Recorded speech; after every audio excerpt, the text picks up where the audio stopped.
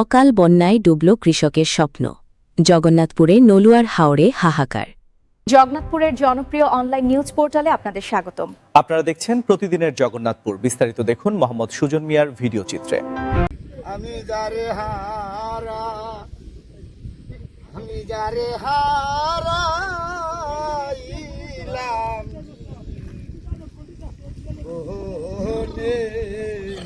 রঙে দান্ডে বাইরে পানির চলে গেল রে। সুনামগঞ্জের শস্যভাণ্ডার হিসেবে পরিচিত জগন্নাথপুর উপজেলার নলুয়ার হাওর এখন কৃষকের চোখের জলে ভাসছে। যে সোনালী ধানে পুরো বাংলাদেশের 7 দিনের খাদ্যের যোগান হওয়ার কথা, পাহাড়ি ঢল আর অপরিকল্পিত বাঘের কারণে সেই ফসল এখন অতল পানির নিচে। তলিয়ে গেছে কৃষকের হাড়ভাঙ্গা খাটুনির শেষ সম্বল। এই যে দেখলাম আমরা যে আওরের অবস্থা, মেঘ বৃষ্টির কারণে আমরা আওরটা তুলিয়ে যাইতেছে। বর্তমানে এই যে হাজার হাজার বস্তা সকল দেখতেছেন, কিন্তু আমরা এই মেঘের কারণে ধান বাড়িতে আনতে পারছে না। কৃষক সকলতে একটা ক্যারে যদি টাকা 3000 টাকা যাইতো, ওই ক্যারের মধ্যে 10,000 টাকা যায়। 10,000 টাকা দেওয়ার কারণেও কৃষক সকলতে আওর থেকে ধান উঠাইতে পারছে না। 3 ভাগে আর 2 ভাগ আওর নিচে গিয়ে বর্তমানে বৃষ্টির ফাইনে ধান তল হয়ে গেছে, বুঝছেন নি। মেশিন যা আছে মনে করো খাটতে পারে না, ধান বান গাড়ি যার। এই কারণে আমরা খুব কষ্ট আছি, বুঝছেন নি। আমরা এই অবস্থা দেশে আউরের আপনারা সরকার থেকে যদি মনে করো আমরা কিছু সাহায্য করতাম, তাহলে আমরা কৃষক সকল বাঁচতাম। বর্তমানে যে আমরা অবস্থা 10,000, 12,000, 15,000 টাকা আরো কি আরো দেওয়ার কারণে আমরা ক্ষতিগ্রস্ত। আমরা বর্তমানে অবস্থা একবারে সিরিয়াস। এই আমরা এই নল্লার হাওর এই যে অতটুকু কষ্ট, আমরা তো জনগণ বা সরকার, বাংলাদেশ সরকার আমরা এই কষ্ট দেখেন না, কিন্তু না দেখার কারণে আমরা বর্তমানে আমরা নিজে ব্যর্থ হয়ে গেছি। এই আমরা কৃষক সকল ক্ষেত হয়ে সরেজমিনে উপজেলার বিভিন্ন এলাকা ও নলুয়ার হাওর পরিদর্শন করে দেখা যায় এক হৃদয় বিদারক দৃশ্য। মাঠের পর মাঠ পাকা ধান পানিতে দুলছে।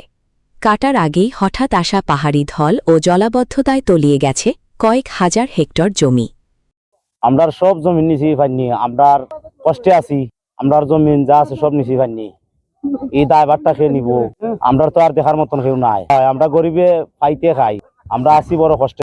কৃষকরা জানিয়েছেন ধান পেকে গেলেও তা ঘরে তোলার সুযোগ পাননি তারা। পাকা ধানে মুই দিল অকাল বন্যা। ক্ষতিগ্রস্ত কৃষকদের সাথে কথা বলে জানা যায় ফসল রক্ষায় তারা আপ্রাণ চেষ্টা চালিয়েছিলেন, কিন্তু প্রতিকূল পরিস্থিতিতে সৃষ্টি হয়েছে বহুমুখী সংকট। এলাকায় ধান কাটার শ্রমিকের তীব্র সংকট দেখা দিয়েছে। যারা আছেন তারা সাধ্যের বাইরে অতিরিক্ত মজুরি দাবি করছেন। ধান কাটার হারভেস্টার মেশিনগুলো কয়েকদিন কাজ করলেও পানি বেড়ে যাওয়ায় সেগুলো এখন আর কাদাযুক্ত জমিতে নামতে পারছে না।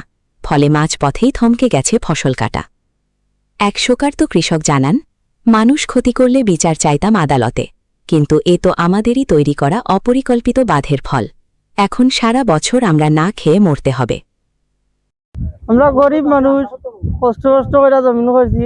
দুঃখ আরে হইতাম আমরা জমিন নিল কি বাসাইয়া পাইনে চুরে নিলেও মনটার বুঝতে পারলো নে, মানে জমিনটা নিলে আমরা পাইনে এর 100 কেয়ার পানির নিচে আমরা জমি। হাওর পাড়ির কৃষকদের অভিযোগ, সময়মতো সঠিক পরিকল্পনায় টেকসই বাঁধ নির্মাণ না করায় প্রতি বছরই তাদের কপাল পড়ছে। এবারের জলাবদ্ধতা ও অকাল বন্যাকে তারা মনুষ্যসৃষ্ট দুর্যোগ হিসেবেই দেখছেন। ফসল হারিয়ে অনেক কৃষক এখন দিশেহারা, অনেকের গলায় ঋণের বোঝা। মানে আল্লাহ যা করুন মানুষের মঙ্গলের লাগে করুন। আল্লাহ যদি চাইন যে এই জিনিসটা রিজেক্ট নি থাকি, আমি খুশি আছি। এখানে কষ্ট করে করছি, আল্লাহ একবার দিন আর বাইতে চালাইবা। আমি আল্লাহর প্রতি খুশি। খুব ঠান্ডা, খুবই ঠান্ডা। এর সে ঠান্ডা আর হইতে পারে না।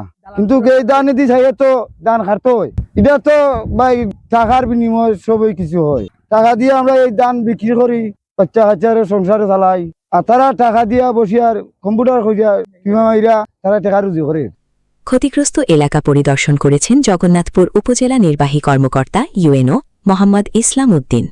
তিনি পরিস্থিতির ভয়াবহতা স্বীকার করে বলেন, এই জলাবদ্ধতা ও আকস্মিক ঢল হঠাৎ করেই পরিস্থিতি জটিল করে তুলেছে। আমি নিজে সরেজমিনে সব দেখেছি। ভবিষ্যতে কৃষকদের যাতে এমন বিপর্যয়ের মুখে পড়তে না হয়, সেজন্য আমরা দীর্ঘমেয়াদী সমাধানের চেষ্টা করব এবং এই অবস্থা থেকে মুক্তির পথ খুঁজব। কালে এই বিষয়টা আমাদেরও নজরে আসছে এবং আমার পানি উন্নয়ন বোর্ডের যে উপসহকারী এই জায়গায় কর্মরত রয়েছেন, তিনি এই বিষয়টি আমার সাথে পরামর্শ হয়েছে, উনিও আমার ব্রিফ করেছেন। আমরা ইতিমধ্যে আমাদের পরিদর্শন প্রতিবেদনে এই বিষয়, এটার মাদার ইনস্টিটিউট হচ্ছে, তারপর ভবিষ্যতে যাতে আমরা এই ধরনের ক্রাইসিসে না পড়ি সেই ব্যাপারে আমরা সর্বজন সকলের মতামত নিয়েই আমরা আমাদের।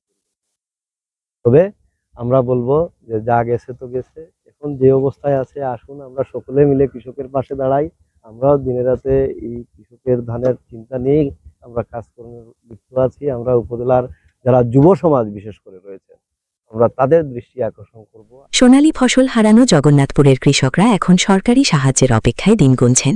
তাদের দাবি, কেবল আশ্বাস নয়, স্থায়ী ও পরিকল্পিত বাঁধ নির্মাণই পারে তাদের এই বার্ষিক কান্না থামাতে। আপনার অবস্থা সিরিয়াস। জমি লক্ষ্য গেছে বাড়ির চলে, আটকার হলে দেখে গেছি বাড়ির চলে পড়ছিলাম 16 গিয়ার, 8.5 কেজি বাড়ির চলে কাটছে মাত্র 700 গিয়ার। তো বৃষ্টির ভাই এক রাইতে তোলা হয়েছি। ইচ্ছা পাইছে 4,000 হেক্টরে জমিন দেওয়া আছিল, আরো ঘন্টা কাটতো দিনের লাগি এরা গেছে না। বহুত ক্ষতি হয়েছে, অর্ধে ক্ষতি যে তাই নয় ঠিকই হয়েছি। ইটা যারকে কেন হয়ে সকলটা সরকারের তো সাহায্য চাইছিলাম আমরা। আপনার মেশিন দিলে আমরা ক্ষেত কাটাই যাই, এক্সট্রা মেশিন নাই, ও খাটার অভাবে জমিন সকল পানির চলে গেছে।